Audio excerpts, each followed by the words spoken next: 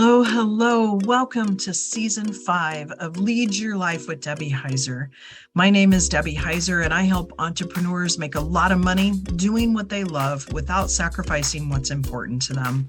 I see way too many business people letting their businesses or their jobs run their lives versus them figuring out with real clarity about what they want their lives to look like and having their job or their business be the conduit to have that life that they absolutely love.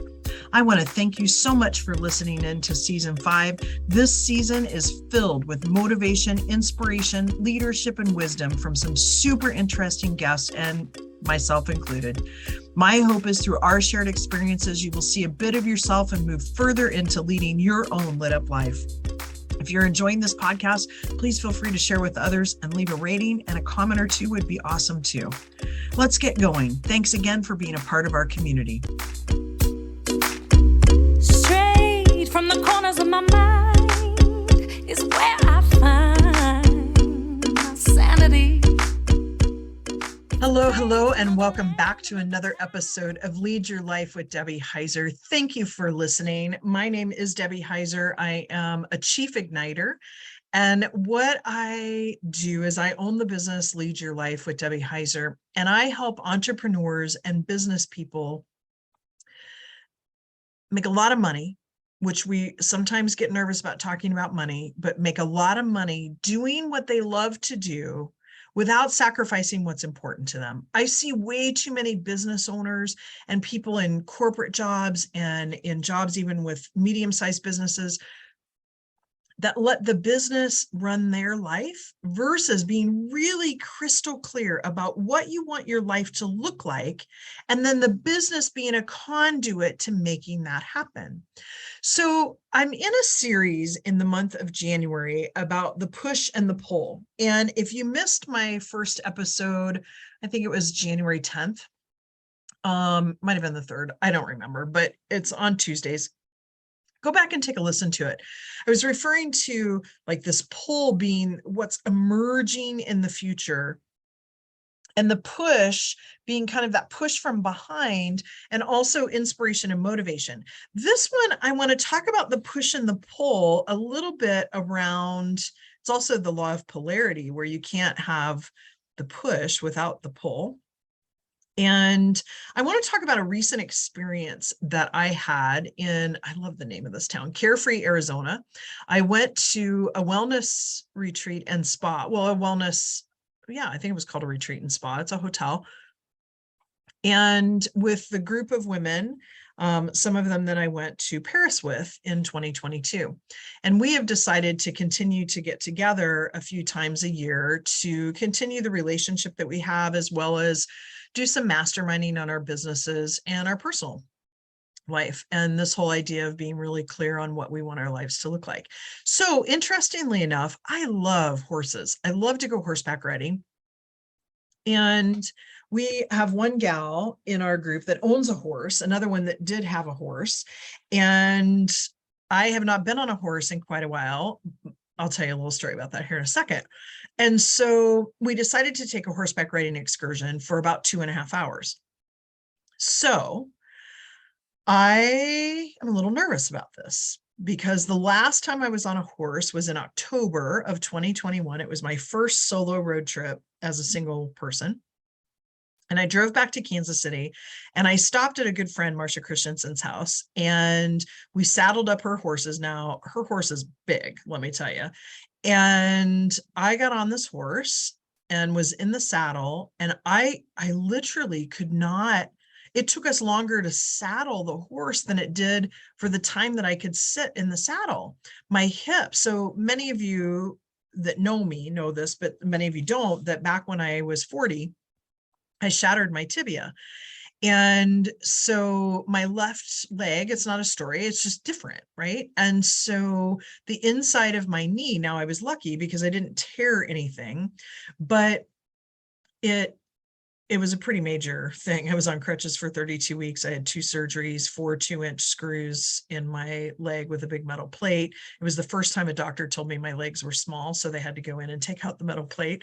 But beside that, the inside of my knee was hurting and my hip, the outside of my hip. So this whole IT band that goes down your leg, I was in so much pain that I finally looked at Marcia. I said, I can't do this anymore. So we kind of laughed, and she was very gracious, because literally it took us longer to saddle and unsaddle this horse than it did for me to be in the horse. Now, the conditions weren't that great either, because it had just rained. So we were kind of on the gravel. We didn't, have a lot of place to move a whole lot. But that was the last experience that I had had on a horse. Now, prior to that, years before that, I had taken riding lessons. I loved riding. It's a good workout on your core and on your legs. And so I loved it, but I was really nervous. And I told the gals I was really nervous. And so we got on the horses. I was the only mare, and her name was Jezebel, of course. And I'm like, okay, I can handle this, because the funnier part about this is, and I'm hoping that some of you are giggling about this, the funnier part about this is when I found out that we were going to go horseback riding, I Googled the best leg exercises to be able to sit in a saddle. So I'm doing a few of these in preparation. So I get on the horse and I'm like, okay, this isn't so bad. I'm feeling really stiff. My lower back and my hips are hurting because of the way that my body is sitting in the saddle. I don't feel like I've got my sacrum really down in the saddle. So it's hard for me to relax into the saddle because of the tenseness that's there by nature of my body. So I kind of feel into it, and I'm starting to go, okay, I'm feeling into this. Well, the actual trail that we were on, it was one of the more difficult trails I've been on before.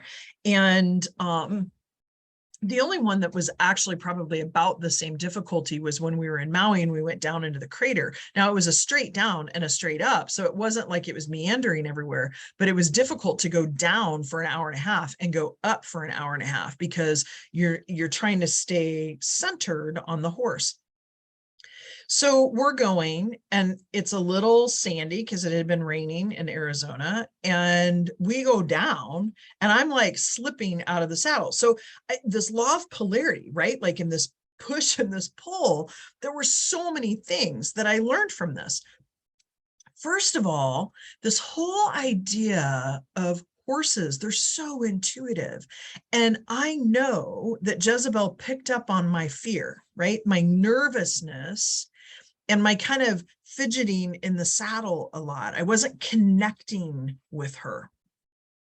So the first hill that we went down was pretty steep. And even my friend Heather, who owns a horse, talked about it being a difficult trail. So it's not just me. But we're going down, which I don't love down to begin with. And I've got this fear that I'm going to fall off. And so I'm like moving around in the saddle. I don't feel like I've got a really good like embrace of my legs on her. And I'm hanging on to the little horn in the front of the saddle. And I'm kind of laughing at myself because I'm like literally like stiff trying to hang on to this horse. So we get down to the bottom of the hill and I'm breathing, right? And I'm saying a few things on the way down, please, dear God, and a little bit of the, oh my God, kind of talk. And we get to the bottom and I'm like, okay, this is 2.5 hours. Like I need to figure some things out here. So I start going through and doing my whole inner mind talk. And I'm like, you've got this. Just settle into the horse. Focus on letting your hips relax. Focus on letting your knees relax. Just get a good stance in the horse. Because part of it is too, you're off the horse a little bit, right? Like you're not full weight into the horse all the time. So as we're going along, the guide comes back, kind of talks to me a little bit, finds out, that I have this injury. And so he suggests that there's a, behind the saddle, there's a strap. And so in order to keep myself more centered in the saddle, I was hanging on to the strap. So half of the ride I'm twisting and the other half I'm just going and I have a shoulder. Now, what is really interesting about this is my right shoulder had a ski injury as well. So at the time I used to say someone ran into me, my ex-husband ran into me from behind and I fell, and I literally thought I broke my arm. Like my shoulder still gives me some issues every once in a while, but I'm in repair with that. But the point being is that here I have my right arm and my left leg, and I'm like, what in the world, right? Like, this is crazy. So I felt a little better about that. And here's what happened. Here's the pull, is I knew logically that I needed to surrender. And for me, that's not an easy thing, because everything I touch has claw marks all over it, right? Like this idea of control. And so I thought, okay, I need to surrender. I need to trust that she knows where to walk. She knows where to go. She wants to keep herself safe. And therefore, by an extension of her, it will keep me safe. So I had to let go. Now, don't get me wrong. There were times that I was holding on for dear life and going, okay, Jezebel, I trust you, like literally. And I know that some of them were giggling in the saddle, because I'm like, okay, Jezebel, I trust you. You know where you're going. I'm going to let you have your reign. Just keep me safe. I know you are, blah, blah, blah, right? So I'm totally talking her down the mountain, really, for myself. That's the pull. Surrendering and trusting her that she's going to get me down there, right? Doesn't mean that I wasn't holding on to the strap behind my saddle and I wasn't holding on to the horn, because I was.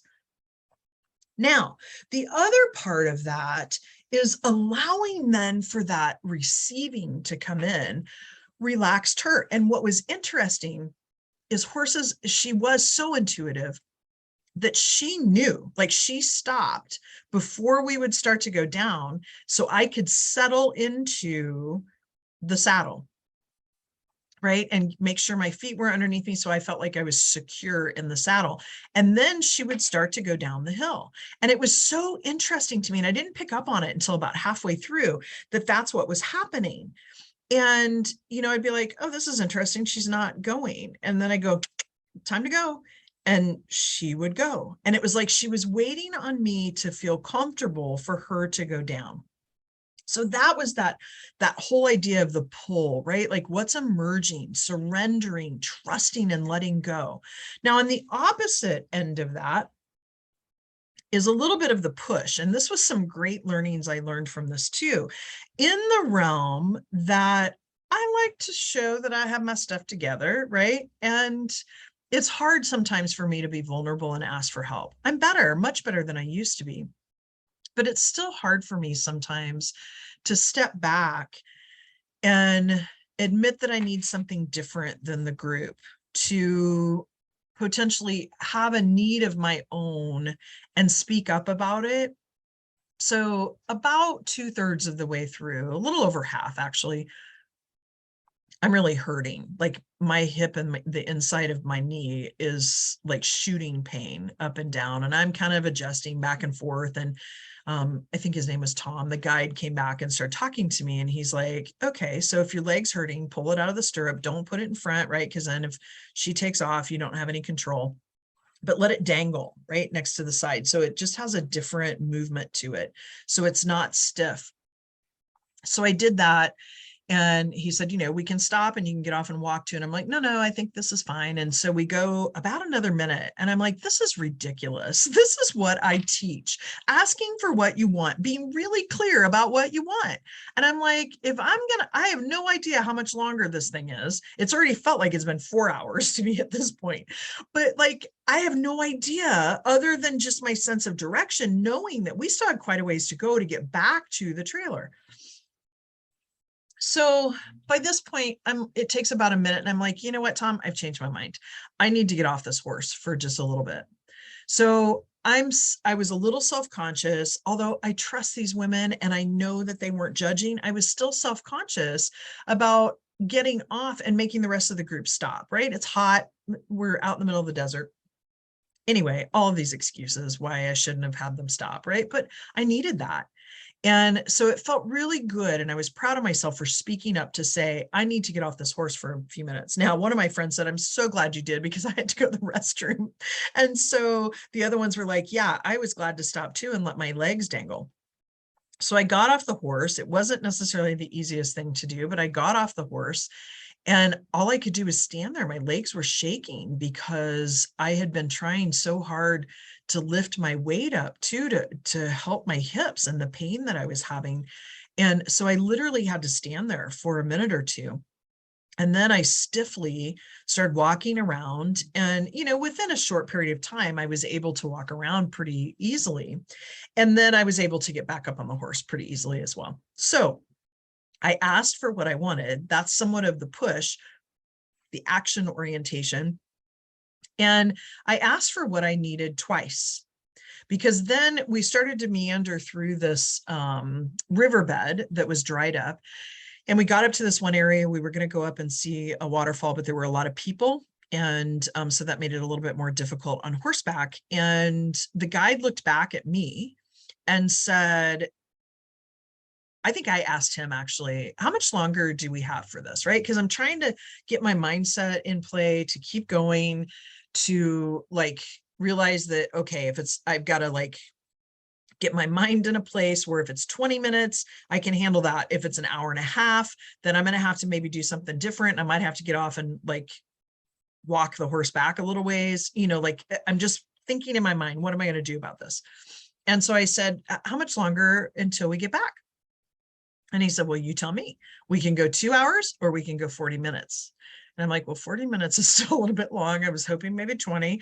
But at that time, all the gals are looking at me. No one's giving me input, right? And coming from corporate too, you learn to kind of read the room and get the input. And I just said, 40 minutes, please. And so I was really proud of myself for asking for that as well. Now, I bring this up because so much happened in this 2.5-hour horseback riding excursion where I was uncomfortable, and other times when I was really comfortable and I felt the sway with her and I was in sync with her. And then going down, and I thought, isn't that interesting how I don't like going down? I love downhill skiing, but I don't like going down hiking. And that down part is the theory U of something's changing, right? And so as I continued into this process, it was funny because we got to a certain point and I saw the trailer and I thought to myself, oh, most of the horses when I was younger would see the barn and they'd take off because they knew they were close to home. And I thought, I'm the one that wants to get off the horse and start running towards the trailer, not the horse. But the whole point of this podcast is talking about this push and this pull, the whole idea of getting into a flow of taking action, asking for what you want, but also surrendering and trusting and letting go so that what we're meant to receive can actually happen. And I would have to say, although I am going to hold a retreat, and I'll have more information about that at the Savannah Spa and Wellness retreat, because it was so phenomenal. And there were so many phenomenal things that happened that weekend, but this was the most impactful to me, was this horseback riding. There was so much richness that I learned from that. And afterwards laughing because of the fact that when I stopped, so many of them were thankful that I had asked to stop and had wanted to do the same. So I leave you with that, and hopefully you got a little bit of a chuckle out of this and are imagining me on this horse going up and down. There were beautiful sceneries. We saw hawks, the Soriano cactuses, these rock formations that look like things. And I was enjoying those to a certain extent, but I have to tell you, I was so focused on Jezebel and trying to make this connection that I missed a little bit of that. So that could be a whole nother podcast, but I did take those things in. I was so thankful actually too for the guide. There were times that we went through some rougher terrain and he was talking to me. And as many of you know, I like to talk. And so therefore it ended up being something that was diverting my attention and made it a little bit easier for me to relax into the saddle. So there's a lot of lessons here that I learned that hopefully you can unpack some yourself. With that, it's a wrap. For anyone that wants to chat with me a little bit more, wants to get clear on anything in your life, please go out to my website found in the show notes and sign up for a 30-minute clarity call. I promise you, you will be clearer after that 30 minutes than you were when we first stepped into it. And with that, everybody have a great week, and we'll see you later. Thanks so much for listening. The song Ride is co-written and sung by Miss Jackie Wilson and her collaborators Tyler Banks, David DJ Lee, and Chris Renee. And a huge shout out to them for allowing us to use this perfect song. Everyone have a fabulous week, and I'll talk to you next week.